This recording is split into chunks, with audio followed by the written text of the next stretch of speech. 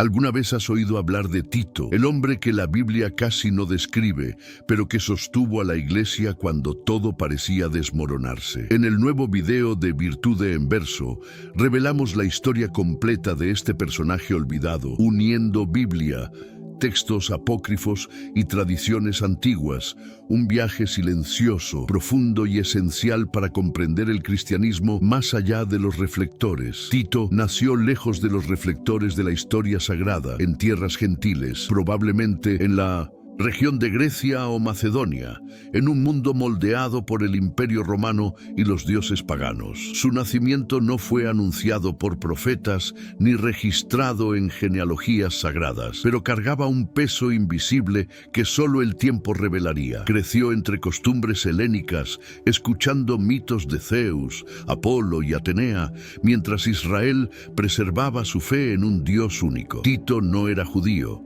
No fue circuncidado, no conoció la ley de Moisés desde la infancia, y esto no es un detalle, es el punto central de su futura misión. La Biblia no nos cuenta sobre su familia, pero el silencio de las Escrituras sugiere algo poderoso. Tito representaba a todos aquellos que estaban fuera de la alianza original. Desde el vientre, su vida sería un desafío a las fronteras religiosas.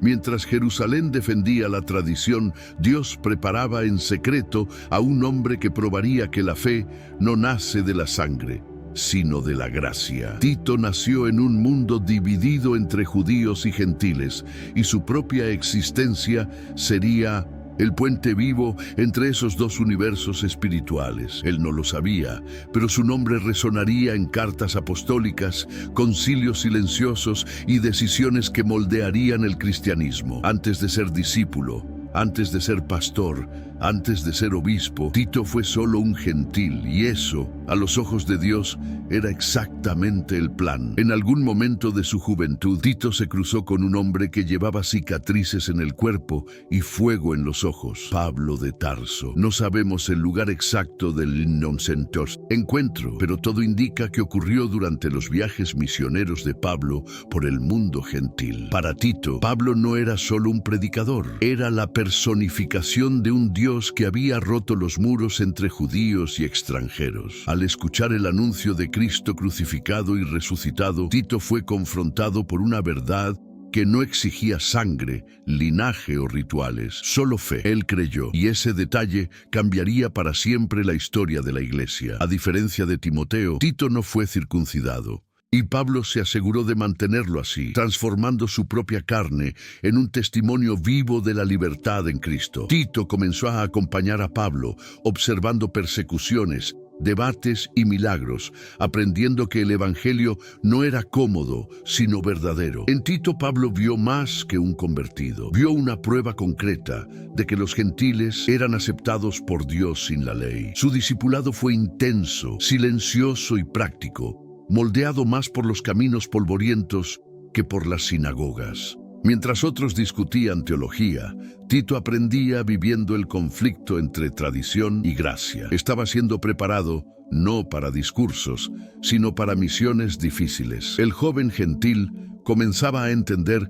que su fe no era un error tolerado, sino una bandera levantada por Dios. Al lado de Pablo, Tito dejó de ser solo un convertido y se convirtió en un símbolo, un desafío vivo a las estructuras religiosas de su tiempo. Tito subió a Jerusalén no como predicador, sino como prueba viva de una verdad que dividía a la iglesia naciente. El Concilio de Jerusalén, narrado en Hechos 15 y mencionado por Pablo en Gálatas 2, discutía una cuestión explosiva. Los gentiles necesitaban someterse a la ley de Moisés para ser salvos. Tito estaba en el centro de ese debate, no con palabras, sino con su propia existencia. Incircunciso, convertido, lleno de fe y frutos espirituales, se convirtió en un argumento imposible de ignorar. Algunos fariseos convertidos insistían en que debía ser circuncidado, pero Pablo resistió firmemente, afirmando que ceder sería traicionar la libertad del Evangelio. Tito no fue obligado a cambiar su cuerpo para agradar a los hombres, porque Dios ya había cambiado su corazón. Allí, ante los apóstoles, quedó claro que la salvación no venía por ritos,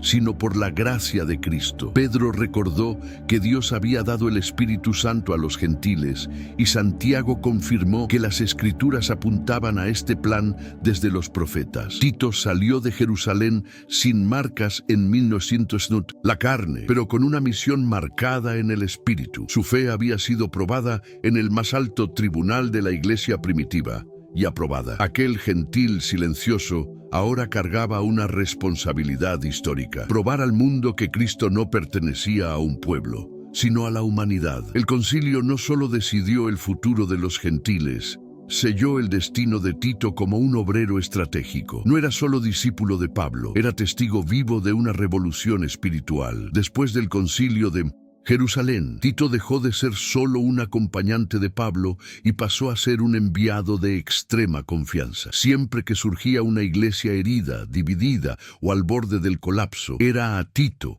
a quien Pablo llamaba. Fue enviado a Corinto, una de las comunidades más problemáticas del cristianismo primitivo, marcada por la inmoralidad, las disputas internas y los falsos maestros. Mientras Pablo escribía cartas duras y llenas de lágrimas, Tito caminaba entre los hermanos, escuchando acusaciones, corrigiendo excesos y restaurando relaciones.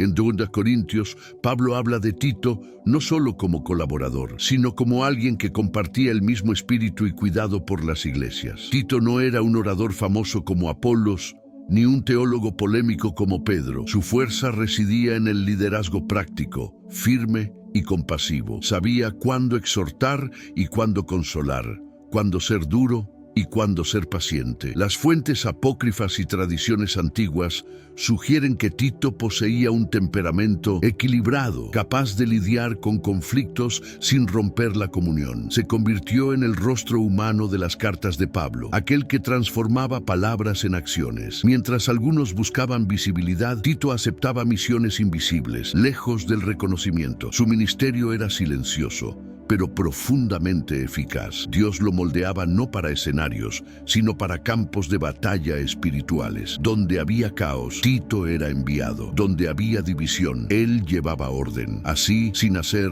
ruido, el gentil incircunciso se convertía en un pilar de la iglesia. Entre todas las responsabilidades confiadas a Tito, una de las más delicadas involucraba dinero, y esto revela mucho sobre quién era. Pablo eligió a Tito para supervisar la colecta de ofrendas destinadas a los cristianos pobres de Jerusalén, una misión que exigía no solo organización, sino integridad absoluta. En 2 Corintios 8, Pablo se asegura de afirmar que Tito actuaba de forma irreprochable para que nadie pudiera sospechar deshonestidad. En un tiempo en que los falsos líderes explotaban la fe ajena, Tito se destacaba por la transparencia y el celo. No buscaba lucro ni posición, buscaba justicia y comunión entre iglesias distantes. La ofrenda no era solo financiera, sino simbólica. Gentiles ayudando a judíos, unidos por la misma fe en Cristo. Tito comprendió que administrar recursos era también un acto espiritual. Cada moneda cargaba el dolor de un hermano y la esperanza de otro. Tradiciones antiguas relatan que Tito mantenía registros detallados y se aseguraba de rendir cuentas públicamente, evitando cualquier escándalo. Su testimonio reforzaba el mensaje que Pablo predicaba. El Evangelio transforma no solo palabras, sino carácter. Dios confió a Tito aquello que muchos no sabrían guardar. Su fidelidad en cosas materiales preparaba el camino para responsabilidades aún mayores. El hombre que antes simbolizaba la libertad de los gentiles, ahora simbolizaba la credibilidad de la iglesia. Donde Tito estaba, había orden, confianza y honor al nombre de Cristo. En algún momento después de los viajes con Pablo, Tito fue dejado en la isla de Creta, un lugar conocido por su fama negativa, tanto moral como cultural. Pablo no suaviza la realidad al escribir. Los cretenses son siempre mentirosos, malas bestias, glotones perezosos. Tito 1:12. No era un elogio, era una advertencia. Allí, el cristianismo crecía de forma desorganizada, sin liderazgo definido, mezclado con costumbres paganas y doctrinas distorsionadas. Tito recibió una misión clara: poner en orden lo que aún faltaba y establecer ancianos en cada ciudad. Tito 1:5. No fue enviado para agradar, sino para corregir. A diferencia del misionero que planta, Tito fue llamado a estructurar. Su papel era consolidar la fe, proteger la verdad y formar líderes íntegros en medio de una cultura corrompida. Tradiciones no canónicas sugieren que enfrentó una fuerte resistencia local, incluso de líderes religiosos judíos que mezclaban ley y gracia. Tito tuvo que ejercer autoridad sin perder el amor, firmeza sin perder la humildad. La isla se convirtió en su escuela pastoral. Allí aprendió que la verdad del Evangelio necesita ser vivida, no solo enseñada. Cada anciano elegido era una barrera contra el caos espiritual. Creta moldeó a Tito de colaborador a pastor, de enviado a líder establecido. El gentil convertido ahora era responsable de formar hombres que reflejaran el carácter de Cristo en una tierra hostil. La epístola dirigida a Tito no es larga, pero es profunda. En ella, Pablo no escribe solo a un amigo, sino a un líder responsable de moldear comunidades enteras. La carta revela el corazón pastoral de Tito y la confianza absoluta que Pablo depositaba en él. Cada instrucción apunta a un cristianismo vivido en lo cotidiano. Líderes irreprochables, familias organizadas, jóvenes disciplinados, ancianos respetados, siervos fieles. La fe, según Pablo, debía ser visible en las actitudes, no solo en las palabras. Tito fue orientado a confrontar a los falsos maestros con firmeza, especialmente a aquellos que distorsionaban la gracia para ganancia propia. Tito 1:10-11. Al mismo tiempo, debía enseñar que la gracia de Dios educa al ser humano a vivir con justicia, piedad y autocontrol. Tito 2:11-12. Esta combinación de verdad y misericordia refleja el propio carácter de Tito. La carta también presenta una teología clara. Somos salvos no por obras, sino por la misericordia divina, por medio de la regeneración y del Espíritu Santo. Tito 3:5. Tito no era solo un administrador, era un guardián de la sana doctrina. Su ministerio en Creta se convertía en un modelo para futuras iglesias. La epístola eternizó su misión, transformando su nombre en referencia de liderazgo equilibrado.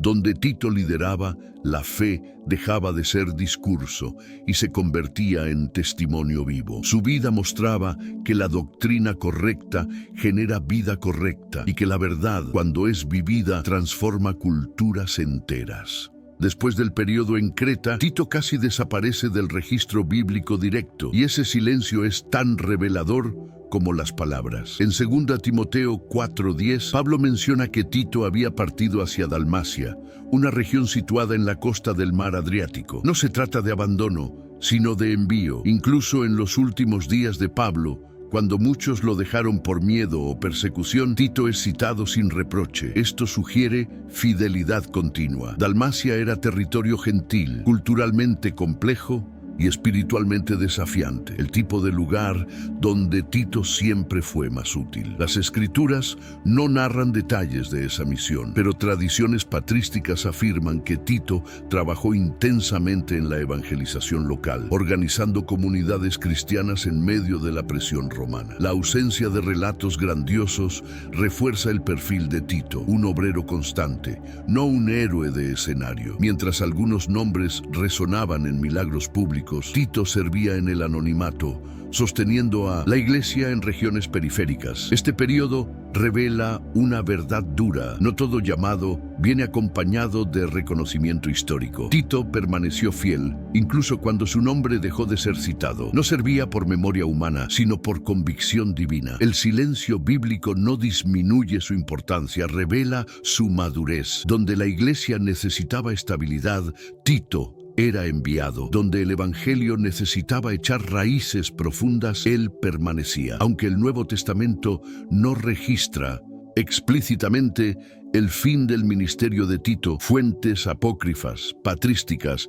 y tradiciones antiguas de la Iglesia arrojan luz sobre sus últimos años de liderazgo. Escritos atribuidos a Eusebio de Cesarea y tradiciones preservadas por la Iglesia Oriental afirman que Tito regresó a Creta y allí permaneció como obispo principal de la isla, ya no como misionero itinerante, sino como padre espiritual de una comunidad consolidada. Habría organizado definitivamente las iglesias locales, establecido una sucesión de ancianos y combatido herejías que surgían de la mezcla entre cristianismo, judaísmo legalista y filosofía griega. Tito se convirtió en referencia de autoridad equilibrada, respetado incluso por líderes civiles locales, según relatos no canónicos. La isla que antes era símbolo de desorden espiritual, ahora albergaba comunidades firmes en la fe. Las tradiciones dicen que Tito rechazó honores y cargos políticos ofrecidos por autoridades romanas, manteniéndose fiel al evangelio simple que había aprendido con Pablo. Su liderazgo no se basaba en el carisma, sino en la coherencia de vida. Se convirtió en el rostro visible de la fe cristiana en Creta, un testimonio vivo de que la gracia puede transformar incluso los lugares más improbables. El gentil incircunciso ahora era pastor de toda una tierra. Su historia probaba que Dios no solo salva individuos, sino que reconstruye culturas a través de hombres fieles. Los últimos años de la vida de Tito ocurrieron en un periodo de creciente persecución contra los cristianos en el Imperio Romano. Aunque no hay registros bíblicos directos de su prisión o martirio, tradiciones antiguas afirman que Tito enfrentó presiones constantes de las autoridades romanas y hostilidad religiosa local. Como líder visible de la fe cristiana en Creta, se convirtió en blanco de vigilancia y amenazas. A diferencia de Pablo, Pedro o Santiago, Tito no es recordado como mártir sangriento, sino como resistente silencioso. Su testimonio estaba en la permanencia, no en el espectáculo de la muerte pública. Fuentes no canónicas sugieren que fue interrogado diversas veces y advertido de que abandonara su liderazgo, pero jamás negó la fe en Cristo. Tito comprendía que sobrevivir también era una forma de fidelidad, pues su presencia sostenía comunidades enteras. Continuó enseñando, formando líderes y fortaleciendo a los fieles, incluso bajo riesgo constante. La persecución no lo hizo retroceder, solo profundizó su convicción. Mientras Roma intentaba borrar el nombre de Cristo, Tito grababa ese nombre en el corazón de las personas. Su vida se convertía en una carta viva, escrita no con tinta, sino con perseverancia. Él no buscó el martirio, pero tampoco huyó de la cruz cotidiana. Así, Tito vivió el evangelio hasta el límite de su propia existencia, probando que la fe verdadera resiste incluso cuando no hay aplausos, milagros visibles o liberación inmediata. A diferencia de muchos líderes de la iglesia primitiva, la muerte de Tito no fue registrada en las escrituras canónicas, y esto, una vez más, revela el tipo de hombre que fue. Tradiciones antiguas de la iglesia afirman que Tito murió a una edad avanzada en Creta por causas naturales después de décadas de servicio fiel. No hay relatos de ejecución pública ni de persecución final violenta, solo el descanso de un siervo que completó su misión. Fuentes no canónicas indican que su muerte estuvo rodeada de respeto y reverencia de los cristianos locales, que lo veían como padre espiritual y fundador de la fe en la isla. Su cuerpo habría sido sepultado en Creta y su tumba se convirtió durante siglos en un lugar de memoria y devoción cristiana. Tito no murió famoso a los ojos del mundo, pero dejó una herencia espiritual sólida. Las iglesias que ayudó a organizar continuaron firmes incluso después de su partida. Él probó que la grandeza en el reino de Dios no está en cómo alguien muere, sino en cómo vive. Su final tranquilo no disminuye su coraje. Por el contrario, revela constancia. Tito permaneció fiel hasta el último aliento, enseñando que no todos son llamados al martirio, pero pero todos son llamados a la perseverancia. Su muerte selló una vida vivida en obediencia silenciosa, lejos de los reflectores, pero profundamente alineada con el propósito divino. El legado de Tito no está en milagros registrados o discursos preservados, sino en la estructura que ayudó a sostener a la iglesia naciente. Fue uno de los responsables de transformar comunidades frágiles en iglesias organizadas, capaces de sobrevivir a la persecución y al tiempo. La epístola que lleva su nombre se convirtió en un manual eterno de liderazgo cristiano, leído y releído durante siglos. Tito enseñó con su vida que la fe necesita orden, carácter y compromiso. Su actuación entre judíos y gentiles ayudó a consolidar la identidad universal del cristianismo, rompiendo definitivamente con la idea de una fe étnica o limitada. Tradiciones de la Iglesia Oriental afirman que generaciones de líderes en Creta se referían a Tito como el primer pastor, aquel que puso fundamentos sólidos donde había confusión. Su ejemplo influyó no solo en su región, sino en el modo en que la Iglesia entiende el liderazgo hasta hoy. Tito mostró que la autoridad espiritual no nace de la imposición, sino de la coherencia entre enseñanza y práctica. Él nunca escribió libros, pero su vida se convirtió en una exégesis viva del Evangelio. Donde muchos buscaban notoriedad, Tito dejó raíces.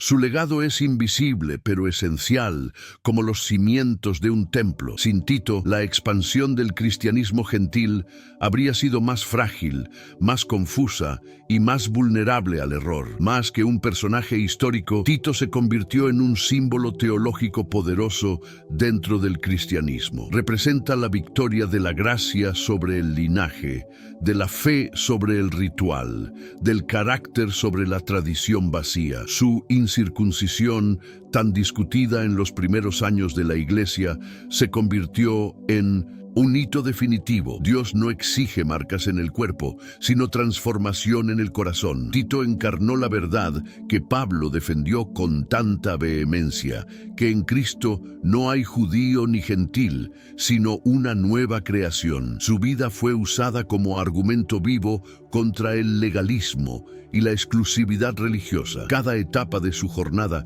confirmó que el Evangelio no pertenece a una cultura específica, sino que es universal. Tito nunca reclamó ese papel simbólico, sino que lo asumió viviéndolo. Él no discursó contra la ley, mostró con su obediencia práctica que la gracia produce frutos más profundos que la obligación. Su testimonio resuena hasta hoy en cada comunidad cristiana que acoge sin exigir pertenencia cultural previa. Tito nos recuerda que Dios elige a quien el mundo ignora y usa a quien la religión rechaza. Él prueba que la fe verdadera no comienza con reglas, sino con encuentro. Cuando miramos la vida de Tito a la luz de la eternidad, percibimos que su mayor obra no fue lo que construyó, sino lo que preservó. Él vivió para que Cristo fuera visto, no para que su nombre fuera recordado. Desde el nacimiento como gentil anónimo hasta el descanso como siervo fiel, cada etapa de su jornada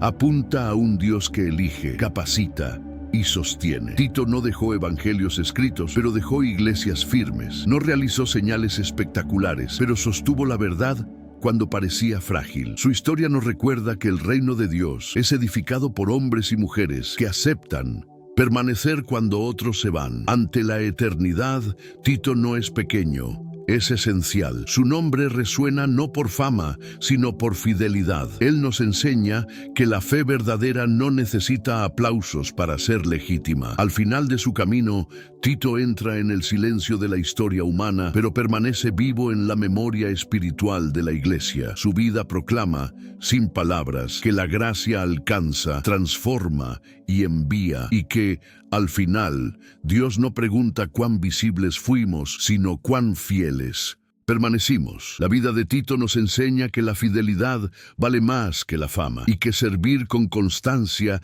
transforma realidades enteras. Él nos muestra que, en el día a día, vivir la fe es actuar con carácter, responsabilidad y amor, incluso cuando nadie está mirando. Que podamos aplicar este ejemplo en nuestras elecciones, nuestro trabajo y nuestras relaciones, siendo firmes en la verdad y humildes en el servicio. Si esta historia te ha hablado, deja tu comentario, comparte tu reflexión y fortalece esta comunidad. Dale me gusta al video, suscríbete a Virtude en Verso y activa las notificaciones. Aquí todos los días, la fe encuentra profundidad, cuestionamiento y propósito.